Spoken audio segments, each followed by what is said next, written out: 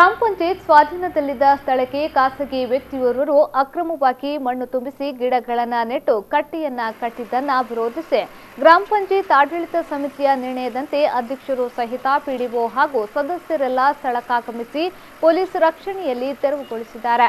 ಈ ಬಗ್ಗೆ ಮಾತನಾಡಿದ ಅಭಿವೃದ್ಧಿ ಅಧಿಕಾರಿ ಪಂಚಾಕ್ಷರಿ ಸ್ವಾಮಿ ಅವರು 47/12 ಸ್ಥಳ ಗ್ರಾಮ ಪಂಚಾಯತ್ ಸ್ವಾಧೀನದಲ್ಲಿದ್ದು ಈ ಸ್ಥಳದಲ್ಲಿ ಗ್ರಾಮ ಪಂಚಾಯತ್ ವಾರದ ಸಂತೆ ಸಹಿತ ದಿನವಾರು ಮಾರುಕಟ್ಟೆ ನಡೆಸುತ್ತಿದ್ದು ಈ ಸ್ಥಳದಲ್ಲಿ ಪಕ್ಕದ ಸ್ಥಳದ ಜಗದೀಶ್ ಮಲ್ಯ ಎಂಬುವರು ಅಕ್ರಮವಾಗಿ ಮಣ್ಣು ತುಂಬಿಸಿ ಗಿಡಗಳನ್ನು ನೆಟ್ಟು ಕಟ್ಟೆ ನಿರ್ಮಿಸಿ ಗ್ರಾಮ ಪಂಚಾಯತ್ ಆದಾಯಕ್ಕೆ ಅಡ್ಡಿಪಡಿಸಿದ್ರು। ಈ ಬಗ್ಗೆ ಮೌಖಿಕವಾಗಿ ಅವರಿಗೆ ಎಚ್ಚರಿಕೆಯನ್ನ ನೀಡಿದ್ರು ಗಣನೆಗೆ ತೆಗೆದುಕೊಳ್ಳದೆ ಸರ್ವಾಧಿಕಾರಿಯಂತೆ ವರ್ತಿಸಿದ್ರು।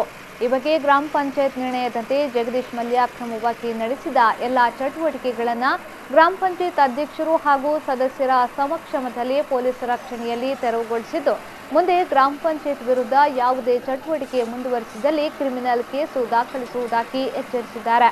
ಈ ಸಂದರ್ಭ ಅಧ್ಯಕ್ಷೆ ದಮಯಂತಿ ಬಿ ಅಮೀನ್, ಸದಸ್ಯರಾದ ರವಿಶೆಟ್ಟಿ, ಸೇವಂತಿ ಸದಾಶಿವ್, ಲಕ್ಷ್ಮಣ್ ಕೋಟ್ಯಾನ್, ರವೀಂದ್ರ ಪಡುಬಿದ್ರಿ, ಶ್ರೀನಿವಾಸ್ ಶರ್ಮಾ, ಜಯ ಸಾಲ್ಯಾನ್ ಮುಂತಾದವರು ಹಾಜರಿದ್ದರು।